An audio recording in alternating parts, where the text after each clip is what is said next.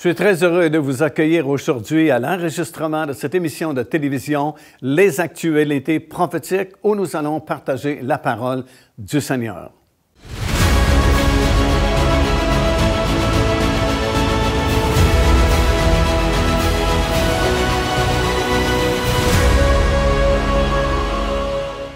Alors, nous arrivons au cœur même de notre étude, alors que nous allons examiner cette grande prophétie mentionnée dans les chapitres 38 et le chapitre 39 du livre du prophète Ézéchiel concernant l'attaque de Gog et Magog sur les montagnes d'Israël. En fait, cette attaque est le seul événement majeur mentionné clairement dans la parole de Dieu comme devant se produire à la fin des temps et qui sera le catalyseur, si vous voulez, de l'émergence de l'Antéchrist. Alors, c'est très clair, c'est une prophétie vraiment qui est très détaillée, mentionnée dans ces deux chapitres-là. Et c'est vraiment le seul événement majeur, comme j'ai mentionné, qui est là dans la parole du Seigneur et qui va précéder l'émergence de l'Antéchrist. Lorsque cet homme fera son émergence, apparaîtra et confirmera une alliance par une durée de 7 ans, comme nous le lisons dans le livre du prophète Daniel, c'est dans le chapitre 9 et le verset 27, bien, son émergence marquera le début des 7 années de tribulation. Ce qui nous fait croire que c'est impossible, absolument impossible que nous soyons présentement dans cette période de tribulation, comme quelquefois, et même souvent, nous entendons prêcher sur Internet. Certaines personnes nous disent que déjà les sceaux du livre 7 sceaux sont ouverts et que les 4 cavaliers de l'Apocalypse, comme nous les appelons, sont déjà en action et déjà les jugements de Dieu tombent sur cette planète. Bien, c'est totalement impossible parce que tant et aussi longtemps que cet homme ne fera pas son émergence, ne paraîtra pas et ne signera pas cette alliance pour une durée de 7 ans, bien, c'est impossible que cette période débute, parce que c'est très précis, encore une fois. Et nous remarquons, lorsque nous parlons de prophétie de la fin, mentionnée dans la parole du Seigneur, c'est toujours très précis, il y a toujours une grande précision dans les prophéties de la parole de Dieu. Et ça ne fait pas exception. C'est mentionné en années, c'est mentionné en mois et c'est mentionné en jours dans la parole du Seigneur. On parle d'une période de 7 ans exactement. Et dans le livre de l'Apocalypse, on parle du milieu de cette période-là de 7 ans, donc 3 ans et demi, qui est l'équivalent de 1260 jours ou 42 mois à raison de 360 jours par année des années bibliques. Alors, c'est très précis. Et puis, dès l'instant où cet homme fera son apparition, son émergence, il va confirmer une alliance entre Israël et plusieurs pays aux alentours pour une durée justement de 7 ans. Alors, encore une fois, aussi longtemps que cet homme n'a pas confirmé cette alliance, c'est impossible que nous soyons dans cette période des 7 années de tribulation. Conséquemment, cette période est encore à venir. Et avant que cette confirmation ne se produise, ben, il y a encore quelques signes qui doivent s'accomplir. Beaucoup de ces signes qui nous avaient été donnés dans la parole du Seigneur pour nous prévenir justement de la proximité du retour du Seigneur Jésus-Christ sont évidemment accomplis parce que nous sommes rendus à cette période-là qu'on appelle les derniers jours ou la fin des temps. Et bien sûr, la majorité des signes qui nous avaient été donnés sont déjà accomplis. Alors, il ne reste que très peu de signes, mais quand même, il y a encore certains signes, dont cette attaque de Gog et Magog qui doit se produire avant l'émergence de cet homme-là et va servir, comme j'ai mentionné, justement de catalyseur pour provoquer justement différentes choses que je vais vous mentionner. Donc, c'est une prophétie qui est encore à venir, qui n'est pas encore accomplie. Et elle va s'accomplir bientôt parce que, comme j'ai mentionné, la plupart des signes sont accomplis, sont derrière nous. Et c'est une des prophéties qui reste à venir et qui peut s'accomplir bientôt. C'est vraiment majeur. Bien sûr, comme nous savons présentement, il y a une grande tension entre Israël et l'Iran. à cause des installations nucléaires en Iran.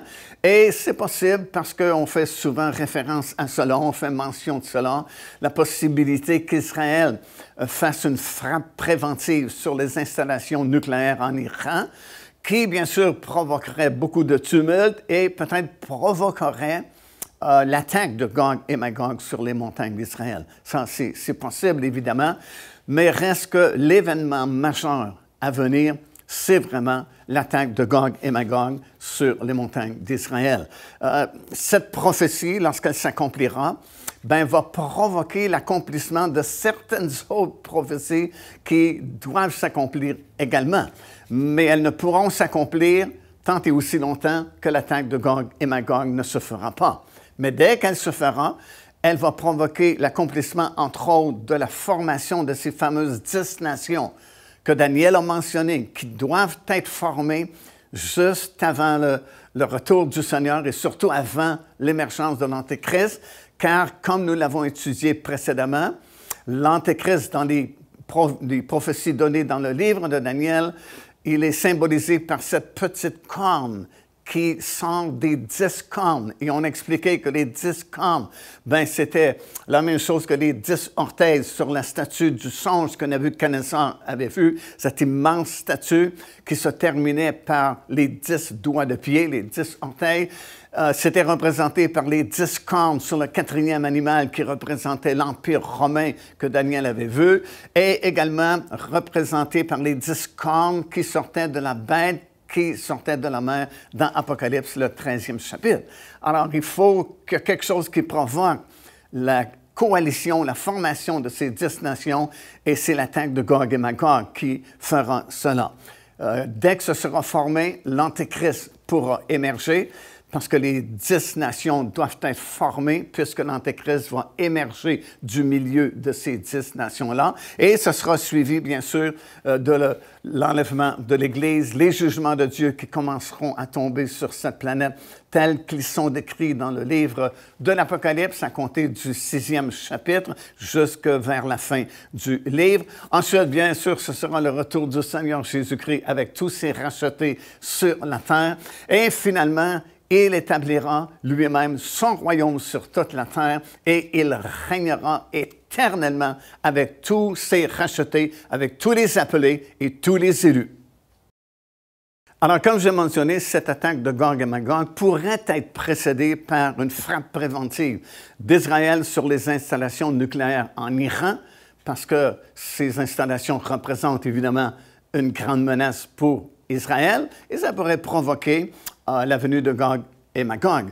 Mais également, il y a une autre possibilité qui a été enseignée depuis quelques années maintenant, qui dit ceci, il y aura une guerre avant la guerre de Gog et Magog, parce qu'il y en a une qui est décrite dans le psaume 83, et ce sont des nations autour d'Israël et non pas des nations éloignées, loin d'Israël, comme c'est mentionné dans Ézéchiel 38, qui devrait se produire avant l'attaque de Gog et Magog. Alors, j'aimerais qu'on puisse prendre quelques minutes et puis examiner cette semblante possibilité d'une guerre avant la guerre de Gog et Magog, celle décrite dans le psaume 83. Alors, lisons quelques versets de ce psaume-là. Ça dit ceci, « Cantique, psaume d'Asaph. Ô Dieu, ne reste pas dans le silence, ne te tais pas, et ne te repose pas, ô Dieu. Car voici, tes ennemis s'agitent. Ceux qui te haïssent lèvent la tête. Ils forment contre ton peuple des projets pleins de ruses et ils délibèrent contre ceux que tu protèges. Venez, disent-ils, exterminons-les du milieu des nations et qu'on ne se souvienne plus du nom d'Israël. Ils se concertent tous d'un même cœur et ils font une alliance contre toi. Les tentes d'Édom, les Ismaélites, Moab, Eliagarnésiens, Guébal, Ammon, Amalek, les Philistins et avec les habitants de Tyr, l'Assyrie se joint aussi à eux. Elle prête son bras aux enfants de Lot. Traite-les comme Madian, comme Sisera, comme Jabin au torrent de Kisson. Ils ont été détruits à Endor.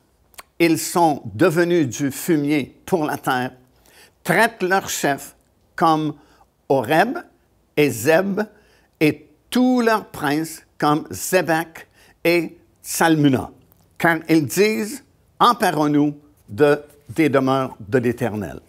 Mon Dieu rend-les semblables au tourbillon, aux chaumes qui emportent le vent, au feu qui brûle la forêt, à la flamme qui embrase les montagnes. Poursuis-les ainsi de ta tempête et fais-les trembler par ton ouragan. Couvre leurs faces d'ignominie, afin qu'ils cherchent ton nom, ô Éternel. Qu'ils soient confus et épouvantés pour toujours, qu'ils soient honteux et qu'ils périssent. Qu'ils sachent que toi seul, dont le nom est l'Éternel, tu es le Très-Haut sur toute la terre. La grande question est de savoir, est-ce que ce texte-là que nous venons de lire dans le psaume 83 est une simple prière ou est-ce une prophétie qui doit s'accomplir bientôt? C'est vraiment difficile à savoir parce que c'est moins détaillé, moins précis que la prophétie d'Ézéchiel, chapitre 38 et 39, concernant la bataille de Gog et Magog sur les montagnes d'Israël. Et l'enseignement qui a fait surface il y a quelque temps sur Internet et ailleurs aussi, évidemment, il y a eu certains enseignements et enseignants qui ont enseigné que cette attaque doit avoir lieu avant l'attaque de Gog et Magog. Voici ce qu'ils disent. Premièrement, disent-ils, ce texte parle d'une confédération de nations arabes qui sont situées autour d'Israël, aux alentours d'Israël, et qui feront une attaque sur Israël et que la forte armée israélienne va vaincre ces nations-là, finalement va posséder leurs terres, leur territoire et leurs richesses. Et cette victoire-là permettra à Israël d'être en sécurité vraiment parce qu'ils auront détruit tous leurs ennemis immédiats qui sont mentionnés dans ce psaume 83. Alors, disent-ils, la bataille de Gog et Magog pourra avoir lieu parce que dans Ézéchiel chapitre 38, il est dit que cette grande coalition de nations qui formera cette grande armée qui va descendre sur les montagnes d'Israël pour accomplir cette prophétie, ben, ils vont venir contre un peuple qui vit tranquille, qui vit à l'aise, qui n'a pas de murs ni de murailles dans leur ville et village. Alors, disent-ils, cette attaque-là qui va précéder l'attaque de Gog et Magog, et parce qu'Israël, avec son armée puissante, va détruire toutes ces nations-là, ben, ils vont s'emparer de leur territoire, vont s'emparer de tous leurs biens, de toute leur richesse, et ça permettra à Israël d'être vraiment très riche, très à l'aise, et surtout en sécurité parce qu'ils n'auront plus d'ennemis autour d'eux, parce qu'ils auront été détruits dans cette première guerre-là qui viendra avant l'attaque de Gog et Magog. Alors, c'est ce que nous entendons prêcher depuis quelque temps, et il y a beaucoup de gens qui croient justement à cette théorie-là, que cette attaque se fera avant celle de Gog et Magog. La deuxième chose qui est enseignée par ce groupe de personnes qui enseignent que cette guerre va précéder celle de Gog et Magog, c'est que plus tard, disent-ils, après la grande victoire d'Israël et la destruction de ces pays-là qui étaient alentour d'Israël, bien l'attaque de Magog pourra se produire par un autre groupe de nations qui sont plus éloignées d'Israël. Alors comprenez, le groupe de nations mentionné dans le psaume 83, ce sont toutes des nations qui sont autour d'Israël, sont alentour d'Israël, tandis que le groupe de nations mentionné dans Ézéchiel 38, ce sont des nations qui sont plus éloignées d'Israël. Le fait que le nom des nations qui sont proches d'Israël ne sont pas mentionnés dans Ézéchiel 38 ne prouve pas évidemment que certaines personnes ou certains groupes parmi ces nations-là ne participeront pas à l'attaque de Gog et Magog, puisque non seulement y a-t-il des noms de pays mentionnés dans l'attaque de Gog et Magog, mais à plusieurs reprises, on mentionne « et de nombreux autres peuples ». Une grande multitude de gens vont se joindre à l'attaque de Gog et Magog. Alors, il est possible que certains groupes parmi ces nations aux alentours d'Israël puissent faire partie également de l'attaque de Gog et Magog. Et le troisième point qui est soulevé par ceux qui enseignent que s'il y aura une guerre avant Gog et Magog, la guerre de Psaume 83, c'est que cette première attaque, disent-ils, avant celle de Gog et Magog, est nécessaire parce que présentement, Israël ne remplit pas toutes les conditions mentionnées dans Ézéchiel 38. Comme par exemple, il est dit dans ces chapitres-là d'Ézéchiel qu'au moment de l'attaque de Gog et Magog, Israël sera en sécurité, sera calme, sera tranquille. Et présentement, disent-ils, ce n'est pas la situation. Alors, on va examiner plus attentivement ces arguments-là et déterminer si oui ou non cette guerre aura lieu ou pourrait avoir lieu, ou si c'est simplement une prière que le prophète Asaph a écrite dans le psaume 83. Alors, j'ai cherché assez longtemps pour savoir si c'était justement tout simplement une prière, le psaume 83, ou si vraiment ça décrivait une attaque qui devait se produire avant celle de Gog et Magog. Et si nous scrutons attentivement les versets qui sont mentionnés dans le psaume 83 et ailleurs aussi, on se rend compte que, bien sûr, premièrement, c'est une prière, et deuxièmement, c'est effectivement une prophétie.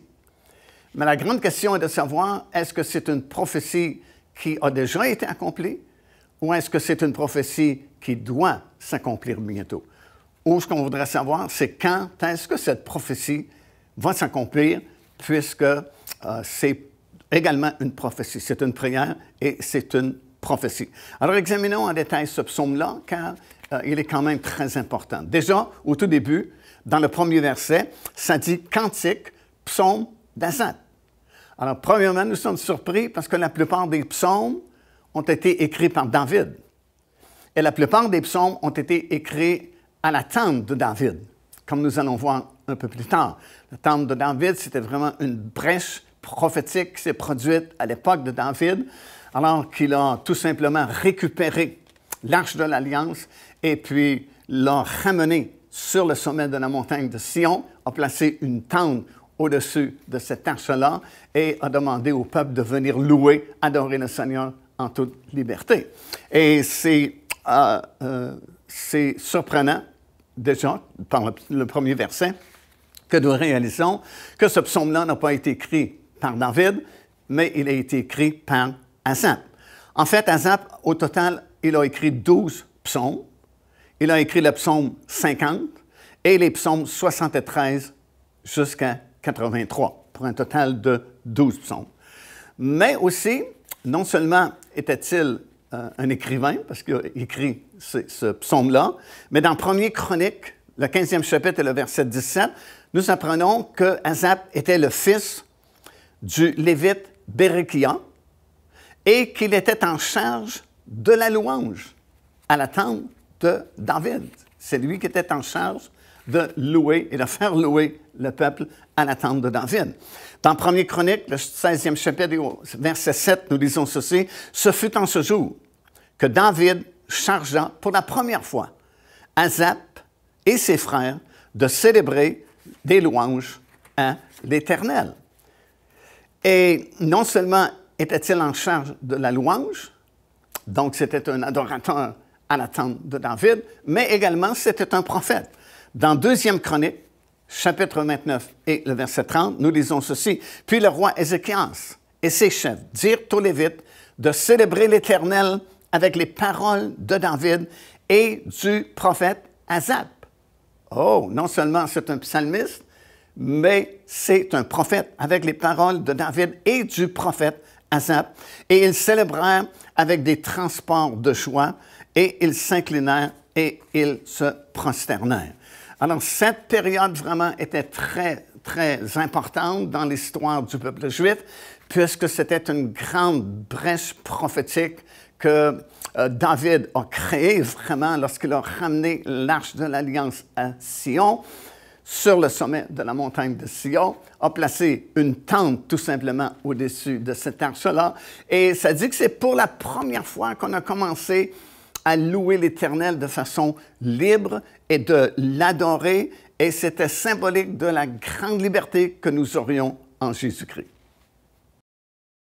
Cette brèche prophétique a été vraiment créée par David lorsqu'il a ramené l'arche de l'Alliance sur le sommet de la montagne de Sion. C'était tellement important que beaucoup d'années plus tard, l'apôtre Jacques à Jérusalem, lors du premier concile, pour régler le premier problème majeur qui est survenu dans la nouvelle Église qui avait été fondée, a utilisé cette brèche prophétique pour répondre de façon définitive aux questions qui étaient posées à l'époque. Alors, lorsque nous étions en Israël, il y a quelque temps passé, nous avons filmé quelques segments justement concernant la tente de David, et puis j'aimerais que vous puissiez regarder ces segments vidéo. Nous sommes la génération de la restauration de la tente de David. Et nous lisons dans le livre des Actes des Apôtres, dans le 15e chapitre, comment à l'époque de l'Église primitive, il y a eu cette grande discussion au sujet de la loi et de la grâce. Est-ce qu'on doit être sauvé par la grâce seulement ou une combinaison de la grâce et de la loi?